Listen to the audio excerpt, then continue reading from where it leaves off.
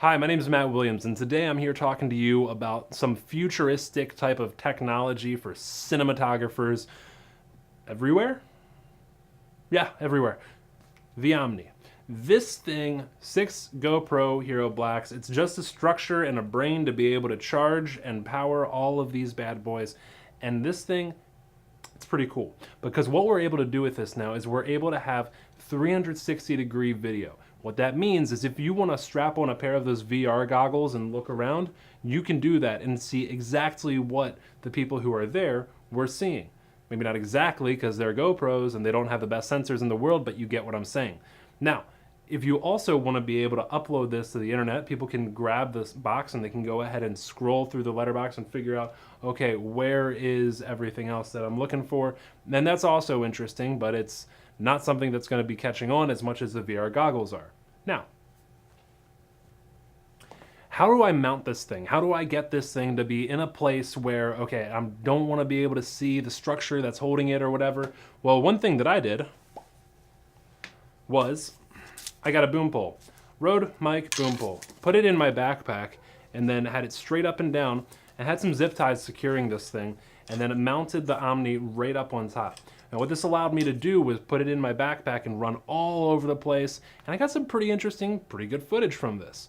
What I really liked was not only the stabilization that came with the program color, but was also the fact that I was able to have this bird's eye view of everything that was going on around, and I felt a lot more integrated into the action of what was happening. Now, that being said, what I think is really interesting is you're not only giving somebody a two-dimensional space to look at on a screen and telling them how they feel from the position and the angle. Now you're putting their entire world inside of their eyes. So what I mean by that is if I have the camera high, then I'm really going to feel like I'm looking down up and I'm up above everything. And if I have the camera low, then I'm really going to feel like, okay, I'm looking up and I'm stuck. I can't do anything. I can look around like this, but I can't rise up. I can't get up. What does that mean? That means as cinematographers utilizing 360-degree video cameras, we're going to be able to have control over the way that people feel when they see our footage more than we've ever had it before. So that's why I'm really excited with this new camera, the GoPro Omni. Granted, it is a $5,000 camera and you can get a very, very nice cinema camera for that money. But the point is that this is a new technology and it will be advancing and there will be upgrades and there will be more coming out with this. But this is the start. It's a lot like a first-person shooter type of video game or something like that. And being able to run your way through an entire movie is going to be a very different experience, one that we haven't really had yet. So I'm very excited to see what everybody else is going to be doing with this. Here are a few notes that I came across with the Omni that you should be aware of. Number one, the threading on the mount. It's a quarter. They could have gone a little bit bigger and I would have felt a lot safer if I'm putting that at the end of anything, but they didn't. So now I feel a little bit nervous if that thing's sitting at the top of a boom pole in my backpack and I'm running around and doing something and I'm worried it's gonna break off or something, because it's not an incredibly lightweight camera. The other thing on this camera is getting the memory cards out is a pain, but I mean, what are you gonna do? This is a really easy way to be able to shoot any sort of VR. So, I mean, there's gonna be some drawbacks. When you end up utilizing this camera, you start rolling, you gotta turn it. You gotta turn it. You gotta move the camera so there's a way to be able to sync to where it's at that moment. If you don't do this, you won't be able to sync your footage and everything's going to be out of whack. It's going to look crazy. It's going to look like garbage. And you don't need extra headache in post, especially with this camera. Now, how does this thing work when we're looking at a studio light of some sort? Well, I did a test for that and it was rough. It was pretty rough because it's still a GoPro camera. So this could be utilized outside. This could be utilized with massive lights that you could hide somewhere. I don't know. That's going to be the big drawback with this camera, is that you need to hide everything and make it not feel like a film set. Until these sensors are much more sensitive and they're able to receive and pull in a lot more light, it's going to be really hard to be able to have an image that's not incredibly noisy, or the color scheme doesn't look kind of all over the place. My gray background ended up going purple when I was trying to do a color correction here. So it doesn't see very well. It doesn't see color very well, even if you put it in the flat profile, and it definitely tries to give you some extra artifacts to be able to pull in more image that's not there, and that's when you have problems in post. I don't know how people are going to start utilizing the mounting and the shifting and the moving of a 360 camera in a cinematic form, because we're always going to want to have this tendency to look down or look to the side. And if I look to the side and I see there's these rails that I'm going to be sliding down, that's going to be a little bit weird. So I would definitely say, if you decide you want to work with a VR camera and you want to be doing the 360, you want to see everything going on, and that's how you want to make your movie, your short or your feature or your documentary or whatever, work like crazy with your art department to see how can we cover this up and make this look like part of the set. You're going to have to work with them in a new way, especially your operations department, because you need to be able to make everything feel integrated, like everything is supposed to be there. So if we have somebody holding the end of the boom, how do we make them look like they're part of the set? If we have a C-stand there, how do we make it look like a coat rack? If we have just anything, how do we make, when you look down, how do you make this look like you're just standing there as a person? Now, another idea is to, be able to mount this on somebody's head, and then as they're moving around and they're moving their arms and going through what's happening, you're only looking down and seeing a human body, which is what you would normally see if you look down. The only case you wouldn't is... that would be bad. As you do this, you've created the most intimate experience in cinema that we've been able to do thus far.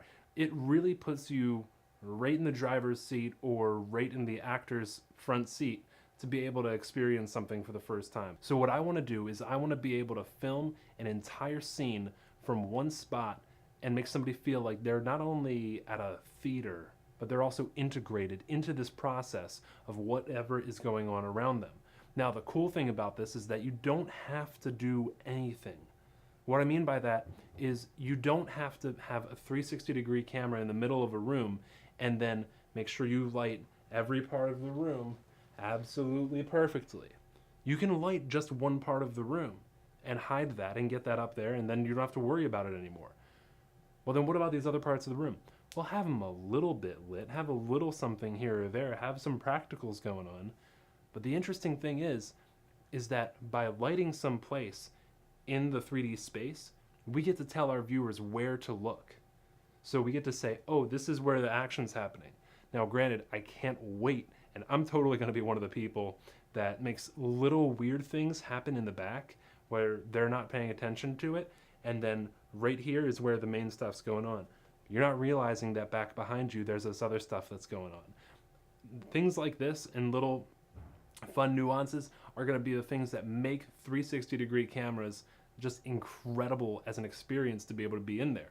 Now, I hope to God that one day Red comes out with a 360 camera. I hope that Ari comes out with a 360 camera. That would be awesome. That would be so cool. Chances are that's not going to happen for quite a while, but boy can dream. Until that point happens, I'm going to be working with the Omni, and I'm going to be creating some short 360-degree videos. Why am I doing this? Because 360 and two-dimensional cinematography, they're split. Okay, ever since 360 cinematography came out, it's shot off from two-dimensional cinematography. People have just started utilizing this as a way to tell a story rather than just to put it up and document an event. That's a great way to be able to utilize this camera. You can make somebody feel like they're standing in the middle of an event. Wow, here I am at an event, and I can't even go get a drink because I can't move anywhere. This camera is going to start moving. And the way it's going to start moving is by the director, the camera operator, and the DP all working together with the art department. The art department is now going to become a more integrated part of the camera operation, because we're going to have to learn to hide things a lot better. We're going to start learning tricks and different ways to be able to keep the base of this camera so that it doesn't get noticed as much. Now, one idea that I had, and you can definitely go ahead and use, is to be able to mount this right on top of somebody's head. So when they look down, what are they seeing but a human body? And so that actually feels even more natural. With this type of mounting, this type of operation, we're going to be able to give people a feeling that they're integrated inside of a film rather than just watching something that's happening. It's hard now to connect with people personally, and let alone be able to have somebody pay money to go inside of a room, sit down with 200 other people, and have an experience that actually really connects with them. I truly believe that 360 cinematography is taking a shortcut to be able to get to a way that people can relate to their other characters in a film better than a lot of other things have. I did hear a quote one time that was very, very interesting. It was something to the effect of, when you're watching a play at the theater, you're more of a voyeur into a world that may somewhat acknowledge your existence in some way, shape, or form, but for the most part, they carry on and you watch. When you're watching a film or a TV show, it's the same sort of thing, but even less regularly, they acknowledge your existence, and you're watching something. When you read a book, you're able to really understand a character and other characters and what their motives are, and you get all of this depth to be able to go through. But when you play a video game, you get to live that character's life. Now, I don't actually really necessarily completely agree with that, because I think if it was a video game that I was playing, then I'm living the most interesting parts of the life and everything, and not really just, you're kind of picking out the most action-packed moments, right? My point, again, as I always keep trying to make it and get off track, is with the Omni, now we're going to be able to do that same idea of making somebody live a character's life as they go through it, as they go through their story, better than we've ever been able to do before, in a whole different way. Now, they're GoPros, but the technology will come, the technology will advance, but if you get in now and you start working with an Omni now, or you start working with a 360-degree camera now, you're going to be able to know this, so then as the technology does advance, we're going to have better sensors than the GoPro 4 Hero Black. I hope you have enjoyed me talking to you about a lot of the philosophy that comes along with the new Omni and how we kind of need to rethink about 360 cameras.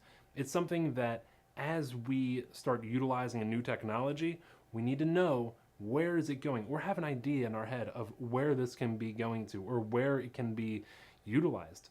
There are a lot of things that really benefit a cinematographer. Cutting chains with any sort of ideas of what is possible is something that you don't get to do every day. You only get to do that every now and then when a new technology like this comes along, or you start making just your own solo thing. It's usually a lot of other people telling you it should be blue, it should be red, you need to do this or you need to do that. As this technology comes out, people aren't going to want to be making big films. So I hope to see you start creating your own short films so that you get to the top of that list as the known people who create incredible VR footage and cinema. I hope you've enjoyed this talk. My name is Matt Williams, and I'm with Camera Ambassador. See ya!